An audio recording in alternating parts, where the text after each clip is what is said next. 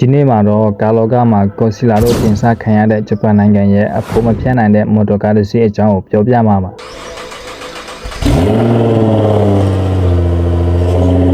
ဒါတော့ Nissan GT-R ပါ Nissan GT-R ရဲ့ဆက်လန်းဟာ1950ခုမှာစတင်ခဲ့ပါတယ် Prince Motor Company ဆိုတဲ့ကုမ္ပဏီလေးတစ်ခုက Skyline ဆိုတဲ့ကားကိုဒီဇိုင်းဆွဲပြီးထုတ်ခဲ့တာပါနောက်ပိုင်းမှာ Nissan က Prince Motor Company ကိုဝယ်ယူပြီး1969မှာကမ္ဘာကို NOC မဲ့ကားတစ်စီးကိုမိတ်ဆက်ခဲ့ပါတယ် Nissan Skyline GT-R KP GC10 ဖြစ်ပါတယ် GT-R ရဲ့ပထမဆုံး generation လည်းဖြစ်ပါတယ်ဒီကားမှာ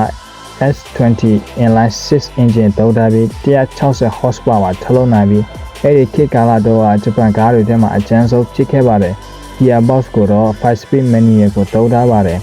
ဒီကားဟာပြန်ကွင်းထဲမှာဝင်ပြန်ပြီးနောက်ပထမဆုံး3နှစ်အတွင်းမှာပြန်ပွဲ90ထဲကနေ49ပွဲကိုအနိုင်ရခဲ့ပါတယ်ဒါကြောင့် Nissan ဟာ GT-R ကိုဆက်လက်ထုတ်လုပ်ဖို့ဆုံးဖြတ်ခဲ့ပါတယ်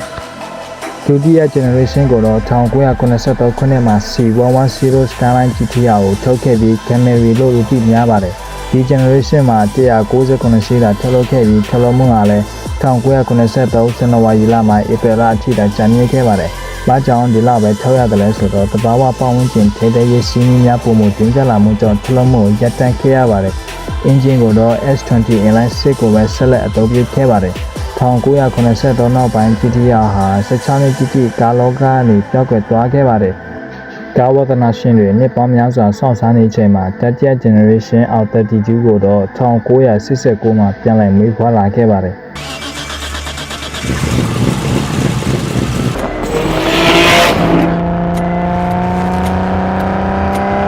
ဒါတော့ R32 Skyline GT-R ဖြစ်ပြီး16နှစ်ကြာပြောက်ကွယ်နေပြီးမှပြန်လည်ပေါ်ထွက်လာခဲ့တာပါ။ engine ကတော့ RB26 DETT ဖြစ်ပါတယ်။ 2.6 liter inline 6 DOHC twin turbo ကိုသုံးထားပြီးတော့260 horsepower ထွက်ပါတယ်။ Gearbox ကိုတော့ 5 speed manual ကိုသုံးထားပါတယ်။ဒီကားရဲ့ထူးခြားချက်ကတော့ ETS all-wheel system အသစ်ပေါင်းလာပြီးပြန်ပွဲအတွက်အထူးဒီဇိုင်းဆွဲပြီးဖန်တီးထားတာပါ။ Skyline GT-R R32 ဟာဂျပန်နိုင်ငံ Touring Car Championship မှာ9ကြိမ်ဆက်တိုက်ချန်ပီယံဆုရရှိခဲ့ပြီးပြန်ပွဲနေရာကျော်အနိုင်ရရှိခဲ့ပါတယ်။စတုထ generation R33 ကိုတော့1995ခုနှစ်မှာ R33 Skyline GT-R ဆိုပြီးမိတ်ဆက်ခဲ့ပါတယ်။ ETS Pro all-wheel system နဲ့ Super HICAF 4-wheel steering wheel တို့ကိုထည့်သွင်းလာပြီးတည်ငြိမ်မှုနဲ့ traction ကိုပုံမကောင်းအောင်ပြုလုပ်ခဲ့ပါတယ်။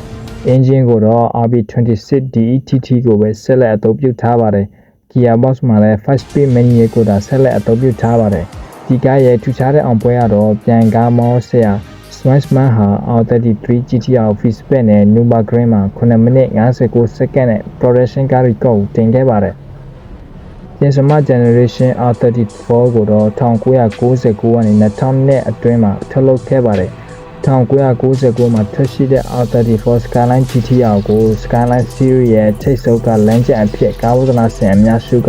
သတ်မှတ်ထားကြပါတယ်။ engine ကိုတော့ RB26 DETT 2.6 liter twin turbo inline 6ကိုပဲဆက်လက်အသုံးပြုထားပြီးတော့ Gearbox ကို6 speed manual ကိုပြောင်းလဲအသုံးပြုခဲ့ပါတယ်။2000မှာထုတ်လုပ်မှုရပ်တန့်ခဲ့ပါတယ်။စတမ generation R35 ကိုတော့2000မှာစတင်မိတ်ဆက်ခဲ့ပါတယ်။ Skyline နာမည်ကိုဆက်မသုံးတော့ဘဲ Nissan GT-R R35 ဆိုပြီးဒီချာ stand alone model အဖြစ်မိတ်ဆက်ခဲ့ပါတယ်။ခုနှစ်ကြာ development လုပ်ပြီးကမ္ဘာအကောင်းဆုံး sport car ဖြစ်အောင်ရည်ရွယ်ထားပါတယ်။ engine ကိုတော့ VR38 DETT 3.8 liter V6 DOHC twin turbo ကိုသုံးပေးထားပါတယ်။2000မှာပထမဆုံးမိတ်ဆက်ခဲ့တဲ့ R35 ကတော့ horsepower 490လောက်ထွက်ပါတယ်။2019နောက်ပိုင်းမှာထွက်တဲ့ R35 မှာကျတော့ horsepower